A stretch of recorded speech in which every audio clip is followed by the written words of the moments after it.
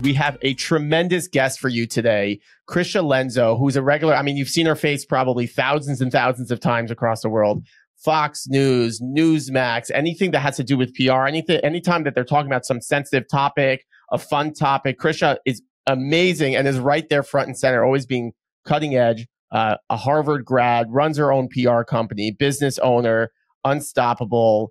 Krysia, we love you. Thanks so much for coming on the podcast. Tell us a little bit about you and we'll get right into it.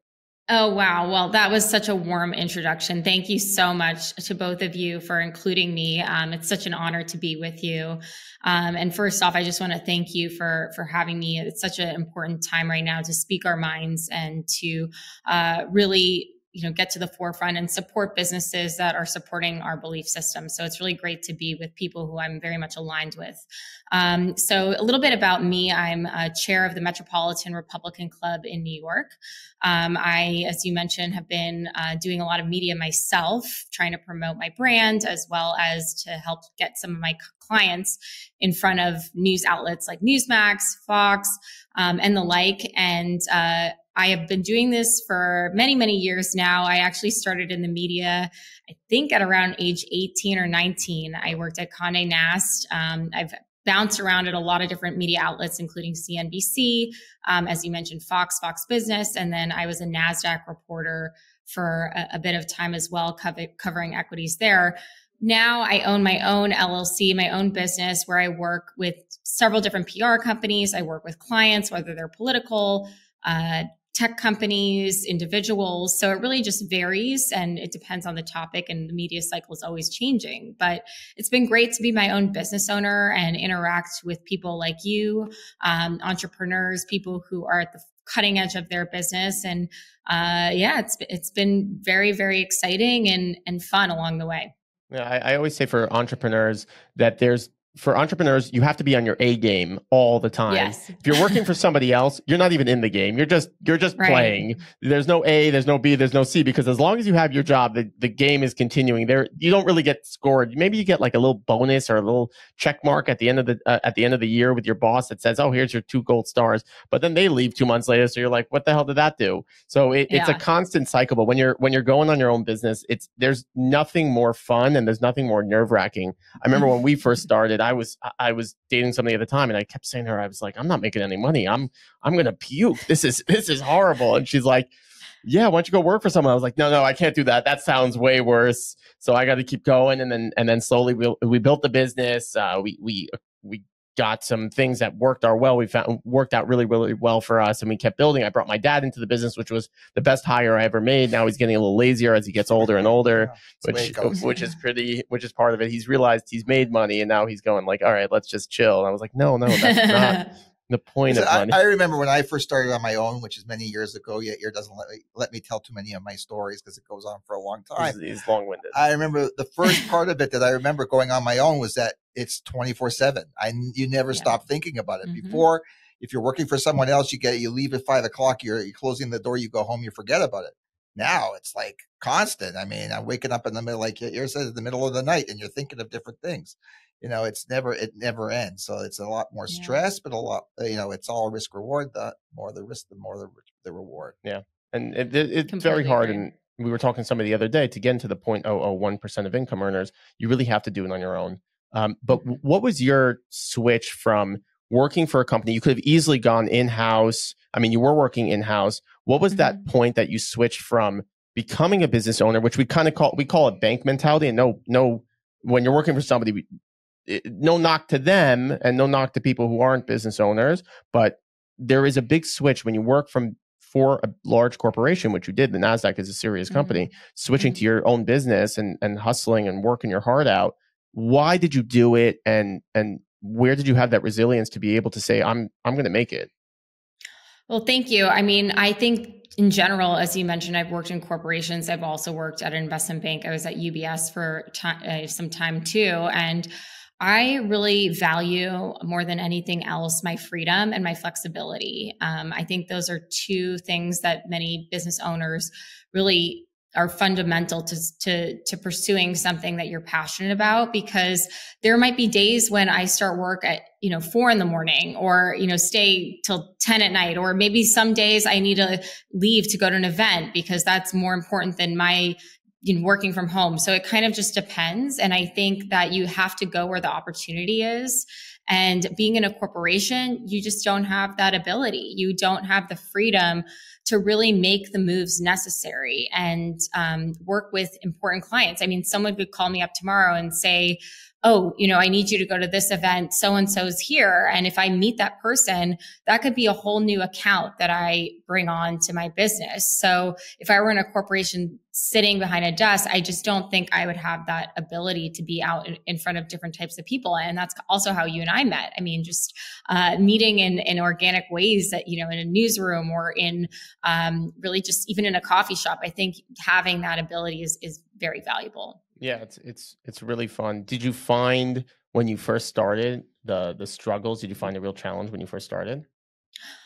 It's kind of like the chicken or the egg situation, like what comes first. I mean, you really need to kind of get that momentum. And I did have a bit of struggle in terms of when you're working in PR and in media, getting that first client is really important because you want to make the best impression. You want to do well by them. And luckily, I had the media contacts from before, and I think that's why they brought me on. I worked with a congressional candidate who I was getting on Fox News. I was getting her op-eds placed in important outlets. And then she referred me to someone else who referred me to someone else. And then I kind of just built a name for myself in this political space because people knew that I delivered on getting them the proper exposure, getting them good exposure. And then it snowballed from there, and it's word of mouth for sure.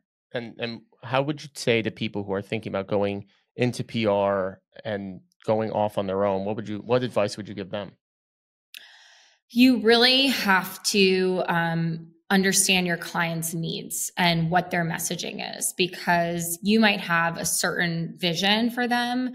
Especially, I keep going back to politics, but switching a little bit more towards business. I work, as I said, with some tech companies, and tech people are very, very in the weeds. And you could assume that they want one thing, but they actually might be in a totally different direction. I was working with a metaverse I was working for a metaverse company who just really did not want to talk about Facebook. And I thought, Facebook metaverse, like that's such a critical way of bringing them into the news cycle. But for them, it's just, they didn't even want that association for various reasons. You just really have to ask all the important questions, because it does affect their business in different ways. And of course, with, public companies with earnings and things like that, you really, really have to be careful about the way you position certain firms. Yeah, it gives you a well-rounded base for PR, is that you're able to pull from different places, understanding that companies are public. There's a lot of PR people that are just like, oh, say this and say that. It's like, no, I really can't. That can really get me in trouble. Right. Totally. I know I have a friend of mine who wrote a book, and she's in PR, and she's pretty successful, and she's stressed all the time. And she's like, well, I can get you in here, I can get you in there, and you could talk about this. I was like, we're in financial services. I can't talk about that. Like, we have to be really, really careful. And it's like she was trying to get our account, and it was like putting a handshake, and then she like punched it. Like, it was like you can't really understand it. So when you're first starting, even if you don't know the answer, and I say this to people all the time, even if you don't know the answer right away, saying I don't know the answer is better than giving a wrong answer. So and hiring people, when you first start hiring, no hire is better than a bad hire. So anytime and if you've had bad hires, which yes, we've had bad hires, and you realize how bad that can really be, having nothing is better than having something negative. So constantly pushing yourself to be honest and to be true to your values is what you said at the beginning. But it is really going to get you to the next level and really going to get you to succeed. I think what you've said before is correct. I mean, you have to listen. And for us, we have to listen to our clients. You have to listen to your clients. That's what it's all really about. You want to build that relationship. The only way to really build a honest and meaningful relationship is to listen to what they're looking for and to act appropriately after that. Yeah. When you're in a political side. So do you find that neutral clients who not necessarily their business goes right or left or anything political, but putting them on these news stations, does that help them, hurt them? How do you get them through that point? Because let's say Newsmax, which is obviously more right wing, but you have a client who wants to talk on Newsmax and CNN and MSNBC and all, and the ultra left podcasts, which I find are insane, but myself personally, because it's too much. But how are you navigating clients that are neutral, but getting them on different outlets that are political? Yeah, I think that's a really important question, because I would say at this point, every single media outlet has their own political leaning, and you really have to tailor it based on that political leaning. And I would never send a pitch to Fox or Newsmax that I would send to maybe CNN or even CNBC for that matter, if it were of a certain political bent. So if it were just a profile of a company, I think that does have appeal to everyone, but you also have to explain, why is this relevant to your particular audience? Because really at the end of the day, it's all about ratings for these outlets. All they care about is their viewership and who the demographic is. And if you're trying to send a pitch on something for a company, promoting a company's business, you really have to have an understanding of who the audience is. And that, again, comes from knowing your client and knowing what they're willing to say or not say, and prepping them and setting expectations. I think that's also something very important in my line of work, setting expectations, because you could have a client and they've understood your past work that you've delivered with other clients, but maybe with them, you're not able to deliver for whatever reason. It might just be the nature of the business. And you really do have to mention to them, say, hey, this is actually a really difficult news cycle right now. We're dealing with XYZ, and you might not get on. We might be able to get you on maybe once or twice, but to think that this client is going to be constantly in the news cycle because of your past performance is just maybe unrealistic. So you have to work. It's a collaboration.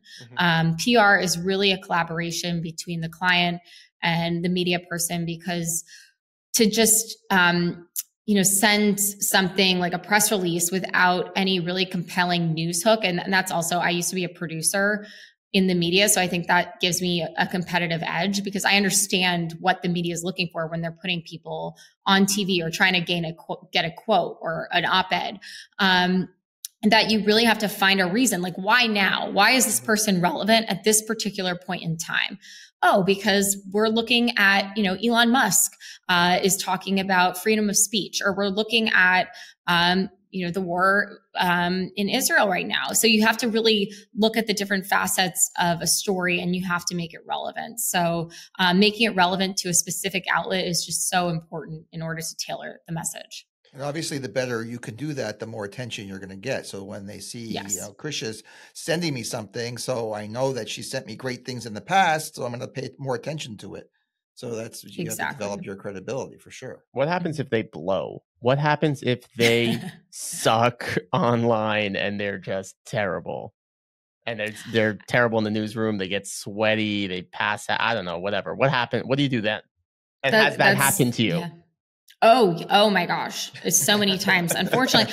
I mean, it's happened before, but like, honestly, it's usually come from a place where maybe we didn't expect the journalist who's asking the questions to go a certain way. And look, you can't predict.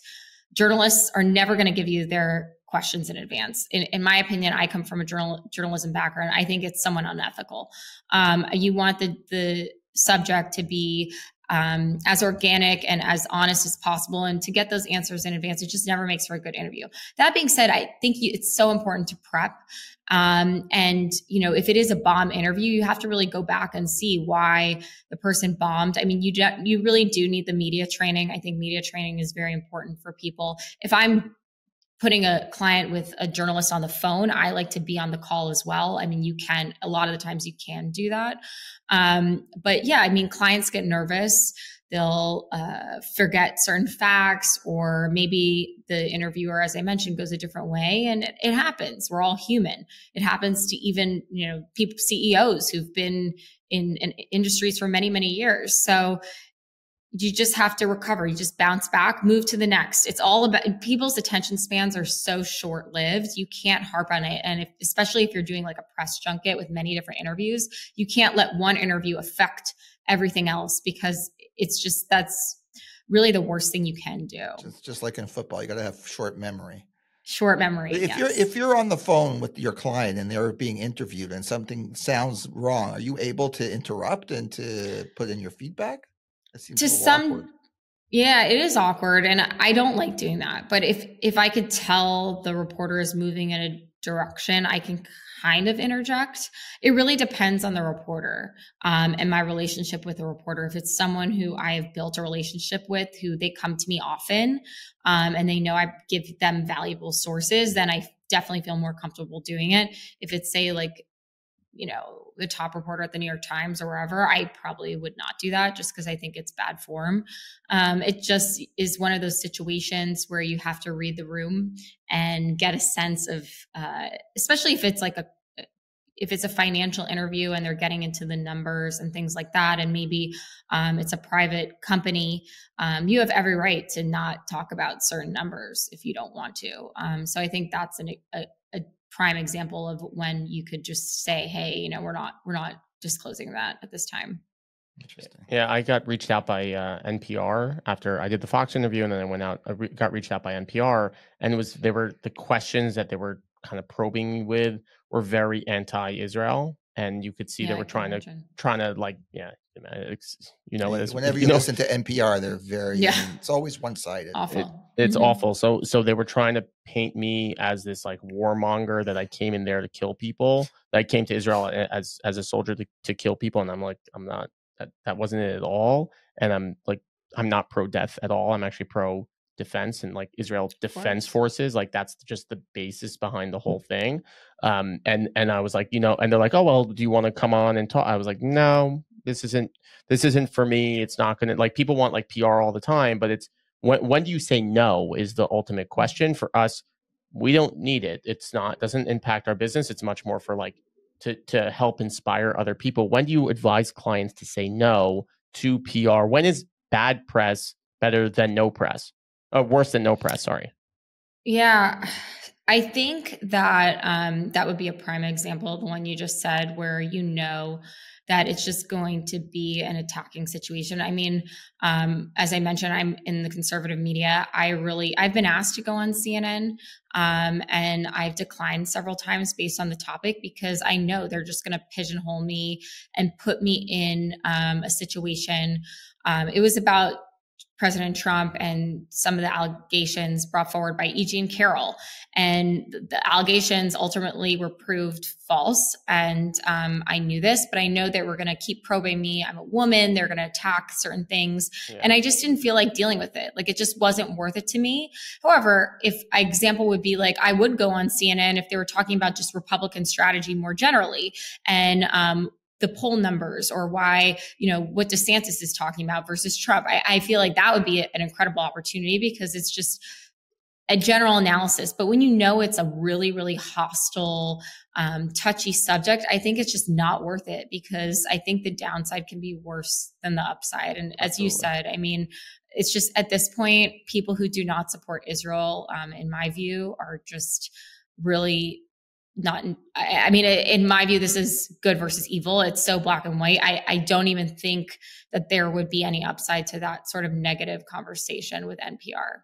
Yeah, absolutely. I have, just so you know, I have a present for you. I was hoping that when you come in, and maybe you'll grace us when you come back. I have a present for you. If you see what Elon Musk has, somebody gave it to me at the rally in Washington D.C. A client of mine gave it to me. It's Bring Them Home Now. It's the one that Musk is wearing. It's one that a lot of the congressmen and congresswomen are wearing around the world, just talking about like showing solidarity. And so we have one here when you're ready, when you come back to New York. I know how tough definitely. That is, because you're paying less taxes right now in Florida. Just every day you get that day off of tax. But when you come back to New York, we have it for you. Thank you. Where do you see, I want to kind of turn this into the future of where you're seeing media, the future of where you're seeing businesses growing through these types of media outlets. Two-part question. One, would you recommend a client to spend, let's say they had a $10,000 or $100,000 spending budget.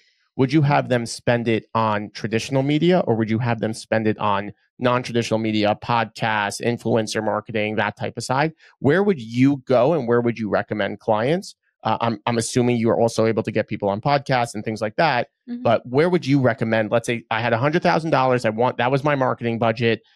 Do I put it here or do I put it there? What would you advise that client? Yeah, I mean, I think that television, as much as people want to say that it is a dying medium, is still very important.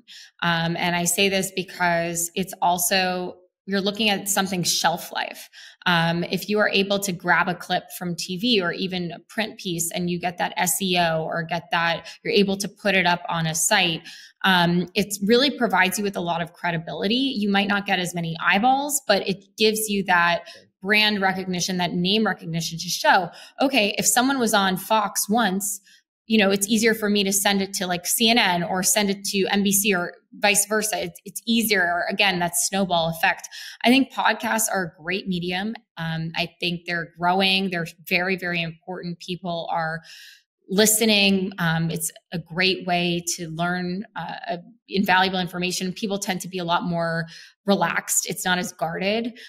So I would say in a business or with someone who is able to also self-censor, I think that's an okay medium. But I would say if you're putting someone on a podcast who is not able to do that, I would as much as we're on a podcast and I enjoy being on it, I would say maybe avoid that. It really depends on your client. Again, just going back to their needs. But if you're looking for the next generation, yeah, I think social media marketing is invaluable. Getting that reach, getting that next generation. I mean, unfortunately, we've seen it now with TikTok. I'm not even on TikTok because I have so many issues with the company and what they promote. But I think as a Republican strategist, I'm telling my clients to get on TikTok because we're losing the messaging. We are not able to get a hold of the next generation because they're all on TikTok. So for us to be like, oh, we bow out because we don't agree with TikTok, it kind of puts us at a disadvantage. Unfortunately, again, I personally am not on TikTok. Will that change? I mean, probably, but it's another medium that if you don't get your finger on the pulse, you're missing out. Yeah, I don't think young teens dancing on public displays consistently over and over and over again is a great medium for the youth, and it's not healthy. No, it's not healthy. There's a book I read called The Coddling of the American Mind by Jonathan Haidt, and he talks about how social media is causing significant depression. The suicide rates are much higher for young women because, and I find it's because of social media, and even myself, like I'm on Instagram, kind of, I'm LinkedIn is really my main platform, but even that you can get consumed. Imagine somebody who's open-minded. And I tell people, and especially what's going on with universities and things and that side, and is that your job in a university and your job in your high school and in elementary school is to have an open mind. That is what you are trained every single day. Your mom says to you, you walk out, you go, learn something today, every single day. Don't forget your homework. Don't forget, what did you learn today? Everything's a learn. Did mom ever say that? Did mom ever say that to no, you? Mom. Did mom ever say, or not my ever mom. say that to you? Other people's moms would say that, but it could be said. It could be said by mom. But it wasn't. And your job is to be open-minded.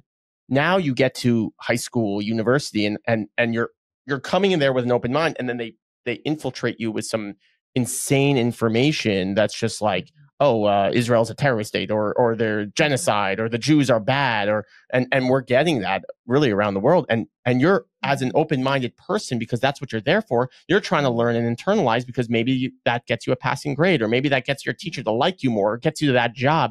So I find these TikToks, you're learning information that is not necessarily healthy information. And it's really dangerous. Going back to what you said before, I really like how you're saying, I would say to start what I'm just to crystallize what you said before, start with mainstream media. if you had that budget, start with mainstream media so you do become recognized. If you can go on the podcast and schmooze for 45 minutes, which is not an easy schmooze. We like it. I can do it all day, all night. I went on a 3.5. He definitely can. Yeah, I went on a 3.5 hour Since one. He was born. Yeah, it was 3.5 hours was heavy. I was like a little tired, like don't even know where you are at the end of it. But if you can't make it to that point, then just don't do it. Do work to your strengths and ignore your weaknesses. Krysia, what's your background? Where'd you come from? Obviously, you have a very different view than what TikTok is showing that all successful young entrepreneurial women are doing right now. It's so different than what the stigma is. And there's a lot of people who are just like you that don't have the role models. So for those who are listening, Krysia is a great role model for somebody who took life. And that's honestly why I reached out, because we say it all the time. There's a lot of young women that don't believe in some crazy information or some crazy path that they have to choose, or fighting or yelling for women's rights. There's some women that are just want to be people and just want to grow and develop, and and live that. And that's kind of how I felt how your persona is. Can you tell us how you got to where you are in your background? Because yes, you worked in these medias and you have been successful, but where did that come from? Well, thank you so much. That's really meaningful to me, because that is such an important part of who I am, my brand, and what I'm trying to convey in terms of my background. Because I agree, I'm not going to be the loudest voice in the room screaming and yelling. I don't want to be a firebrand. I don't want my clients to feel that way either. I want to be a professional that's tantamount to my building my business.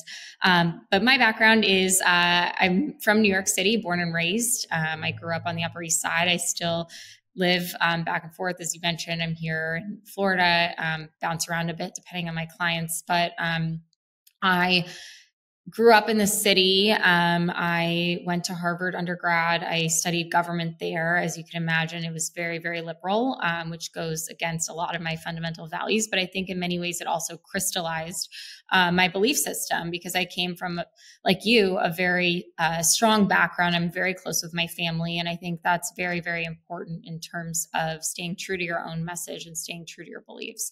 My family is very conservative, traditional professionals. My dad's a doctor. My mom's a lawyer. So the media route was totally out of the blue. They have no connection to any of this. They have no idea what I'm doing on a daily basis, but they're supportive. You're a little bit of a rebel. You're a little bit of a rebel. Yeah, a little rebel. They watch my interviews and things like that, and they love it, but they have no idea what's going on. So I've had to explain that. But from Harvard, I went to UBS. I was the investment banking analyst. I think a lot of people coming out of Harvard at the time and these various Ivy League schools were kind of pushed into banking or consulting. It was the thing that everyone was doing, especially when I graduated. I think now it's gone more to be tech or venture capital or entrepreneurship. But back then everyone did those 2-year programs, which I think was important. It gave me a good financial journalism background. And that's kind of where I got my foothold in journalism. I went to NYU. I studied financial journalism specifically. Nothing political. I was not political at all, only to people within my friends and family. I didn't put anything on social media that was political, because I wanted to be a strict reporter. So I was working at CNBC. I did work at Fox Business. I worked with Maria Bartiromo's show, which has kind of come full circle. Wow, that's why you're also often. Yeah, I used to be a producer on her show, and now I'm on her show. So it's weird. It's really, really such an honor, because talking about role models, she is so inspiring. There, unfortunately, as you kind of alluded to, there's not too many women in media. And I hate to sound super negative, but there really aren't that many who I look up to. I think a lot of women are selling out. Yeah. I mean, I think specific. A lot of it's specific. Super specific. Yeah. It's not super negative. Thank you. I mean, I feel like a lot of women are selling out to social media, to these other outlets, which I just don't think it's healthy for the next generation. Again, I think for young women. What does that mean? I don't understand. Yeah. So I think in general, a lot of people are maybe presenting themselves in a not serious way. And I think that Maria Bartiromo, to use her as an example, has reported on public companies for decades. And if she were to go on, say, TikTok or Instagram and be posting in a way that was kind of like maybe not the most serious, I don't think she could be then taken seriously. And I think that's my biggest issue with like oversharing on social media. It's because if you want to create a persona of professionalism, you really have to like carry it through. Not to say that you don't want to show your personal life and show what it's like at home or give little insights. Yeah, with who you are and honest to yourself. Exactly. And she's just a role model for me because she has always really held herself to that value. And I really think she's still, I mean, that's why she's had such longevity in the business. I mean, she's been around forever, reporting on the floor of the New York Stock Exchange to now. I mean, she's literally on. She's very good. She's incredible. She's a journalist. I mean, that's really what it is too. It's like, if you want to be taken seriously as a journalist, like that's important. So, not to go off too much on a tangent, but I think that sometimes social media dilutes that a little bit.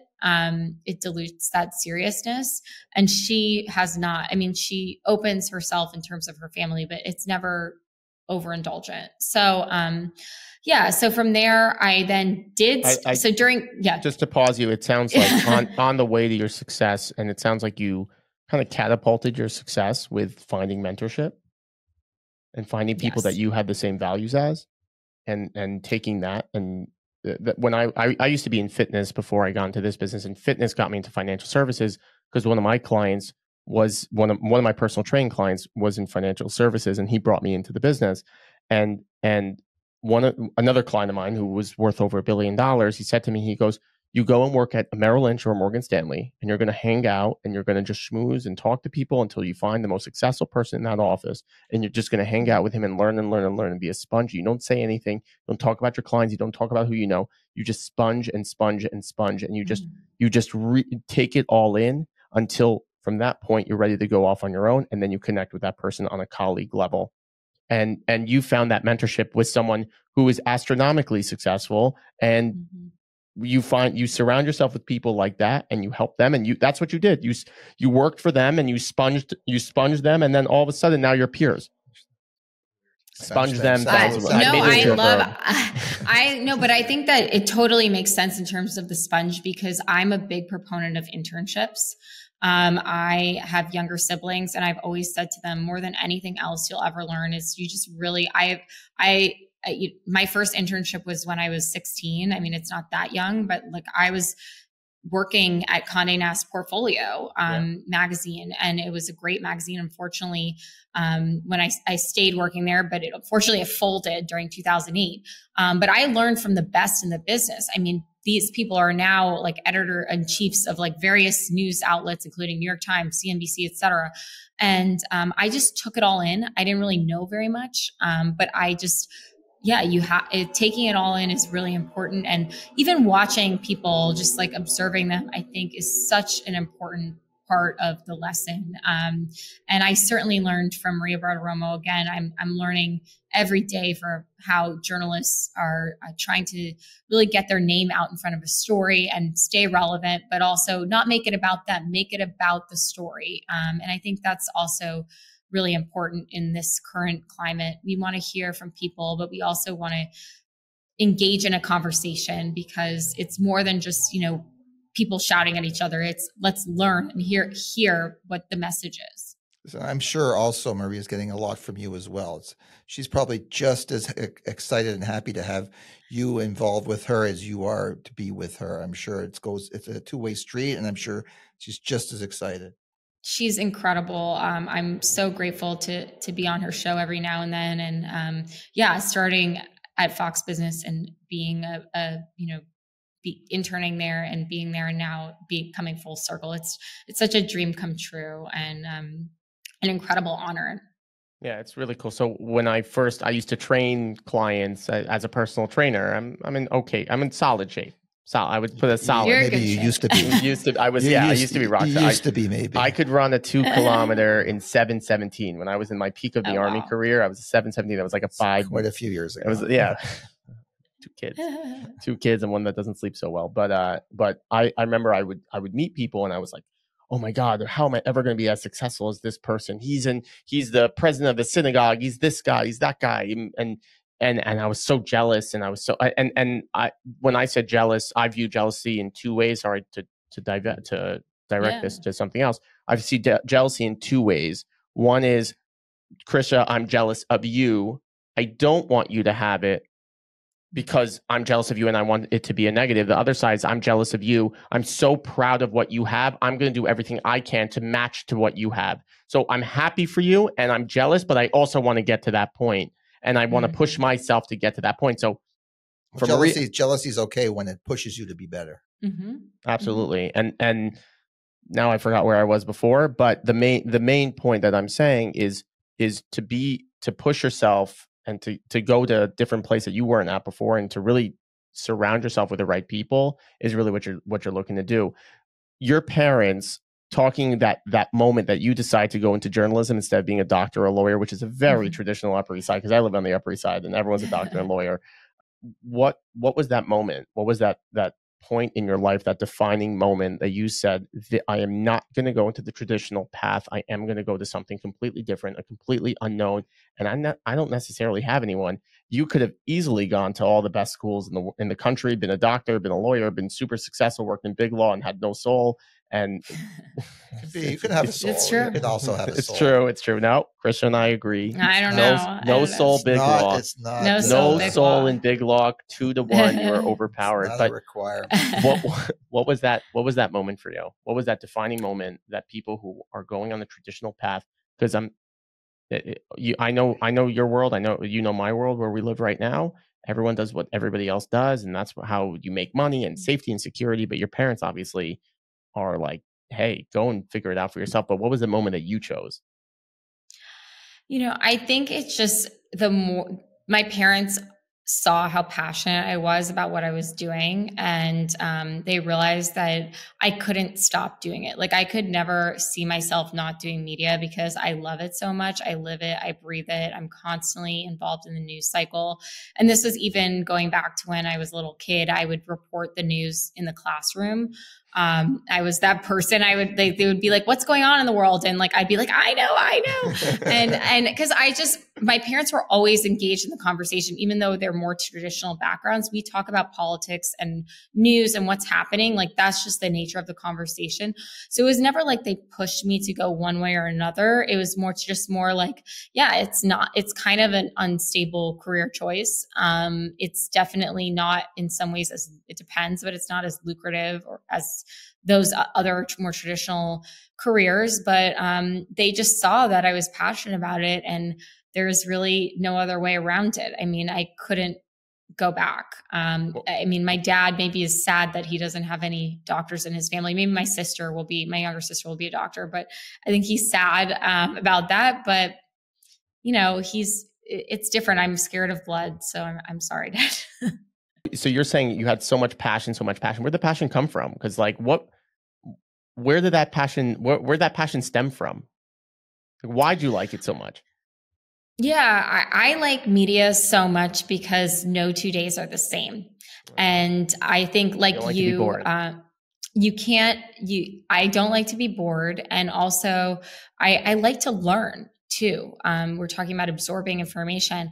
I'm learning all the time, and you have to be quick too, like constantly read in. I mean, the news cycle's changing constantly. I'm looking at articles all the time and learning things on the fly.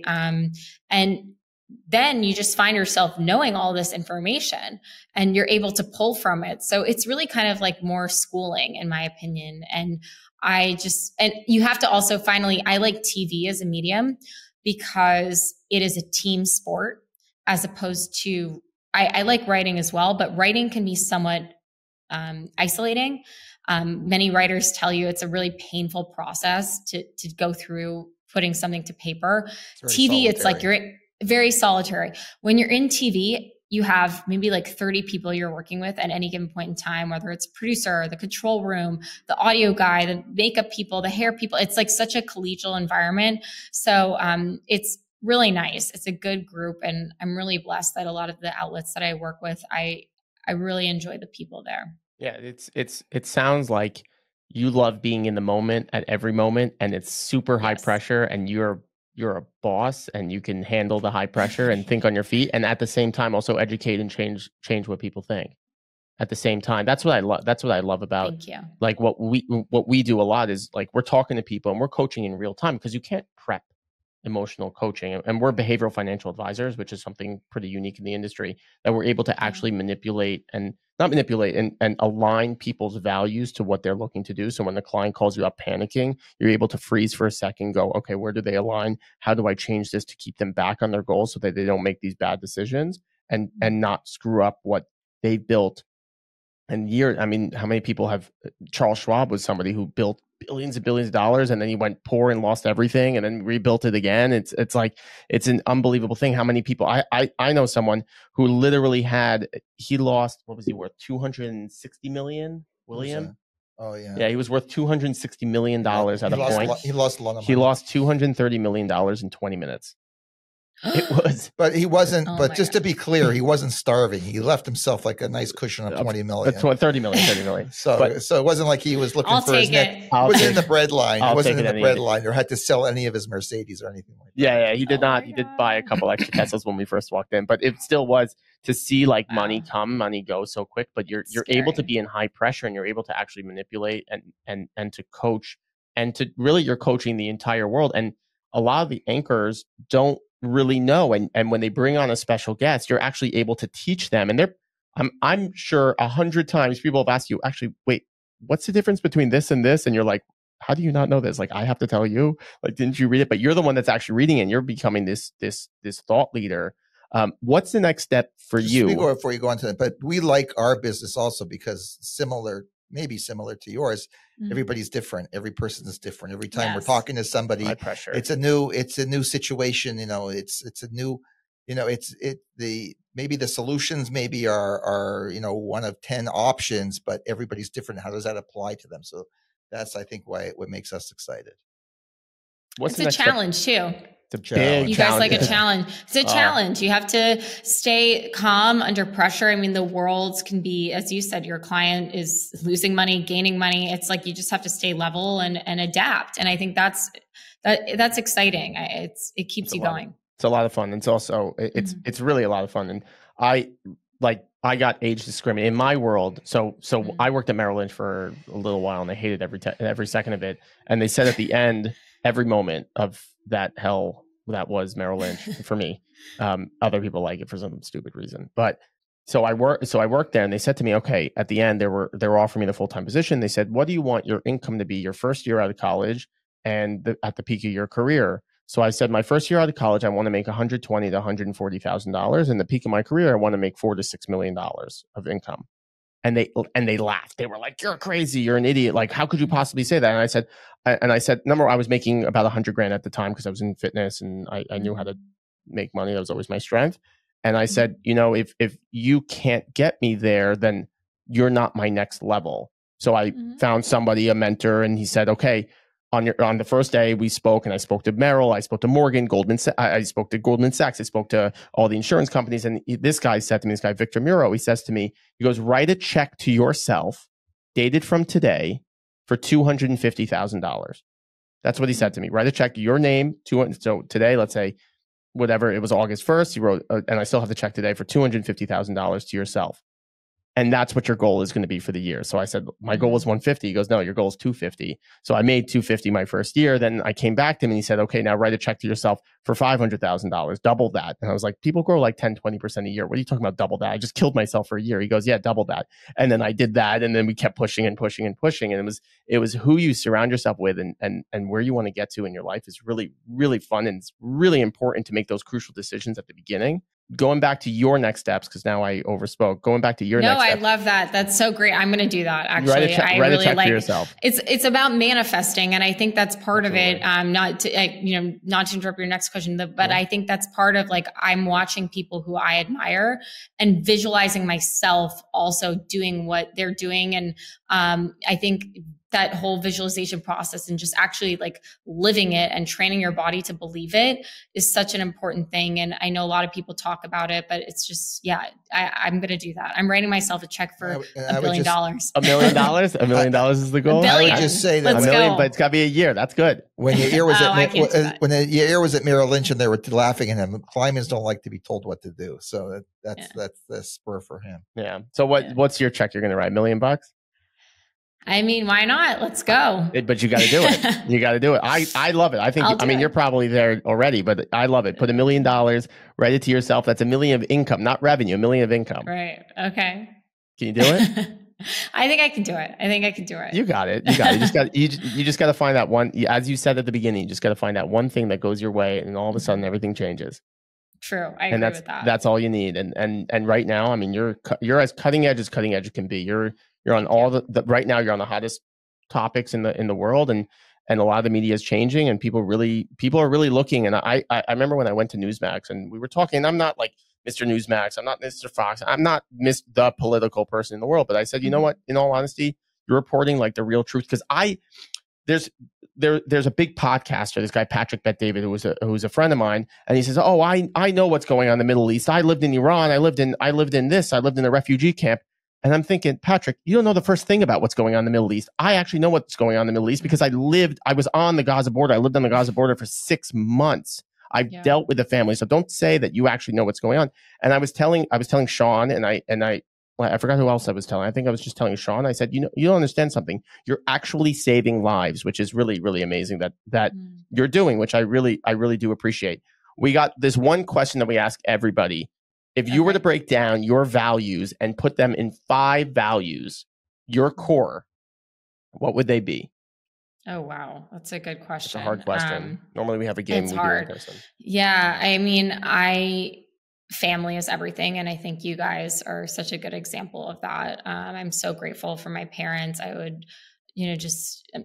they've been through me no matter what. So yeah. Loyalty, I think, is also really important in an industry where people, unfortunately, I am at the worst juncture of politics and media where people are very disloyal and backstabbing. And I think it's rare when you work with clients, especially political clients, where you can call them your friends. And I'm, again, very grateful that I still keep in touch with the majority of the people I've worked with on campaigns, and I can call them my good friends. So that's something I'm very, very key. Communication, I think open communication and along those lines, transparency, just being honest about what is going on in a business, or just being honest about your story and being honest about how you feel about something it's taken me a bit of time to get there because I'm not one for confrontation, but I think just having things out in the open is better. Gosh. Okay. That's 3. I think 2 more would be consistency. I don't know if that's really a value, but I think it's more of just like a trait. Just being consistent. It's absolutely a value. Yeah. I think showing up consistently, because I think that leads to trust. And just being there for others as you would want them to be there for you, and showing up to your best of your ability. And then I think lastly, what am I forgetting? Being passionate and pushing yourself to the next level. As you just said in your example about writing the check, I think just being complacent about where you are is ultimately probably the biggest risk you could take, more so than taking a risk. And I like you, I want to learn every day, and not to sound cliche, but it just is what keeps me going, because otherwise, being an entrepreneur, it's just such a fun experience. It really is fun, and it doesn't make it work. I'm able to talk to you both, and I'm able to share my story, and it's wow, what a treat. Yeah, it's amazing. So for mine was loyalty, integrity, which was like your consistency, I felt, health, wealth, and independence. And that's how I lived. My dad. Independence is key. Yeah, I really enjoy that. And that's where the entrepreneurship, and that's where your communications has that same concept. It's like everything being open and being able to think clearly. So mine, I'm a little different. I'm Orthodox. So mine was health at my age. Health is important. Wealth, and that's a little bit more historical. Meaningful work is important to me. Like what you're saying, I don't want to be bored. I'm looking for excitement. I need to learn. I need to, grow. It's been I moved around a lot. Yair won't let me talk about it, but there's a lot of different things. There was no long form interview long enough for my dad to tell just because of that, his background. And then it would be spirituality and faith. And we've gone through some serious obstacles in our life to get us to this point, and that's really kind of what we love working with and talking to people who have gone through obstacles, overcome them, and can't sit complacent anymore. Krysia, how can people find you? Any wise words to listeners across all of our platforms? Any wise words that you can give to them, for young women who are trying to be like you, for people who are just trying to be like you? Any wise words? And then how can people find you? Well, first off, again, I want to thank you both for having me on. This has just been such a wonderful conversation. And I think that my wise words would be, don't shy away from speaking the truth and speaking your truth, because you will face a little bit of backlash, but ultimately you will find the right people who you're aligned with. And I think that's the most valuable thing. And even if you're standing alone, it's better to do so than to be in a crowd where we're seeing so many people become brainwashed by the media, by propaganda. So it's the truth is what sets you free. And I'm always trying to be a proponent of that in the journalism space.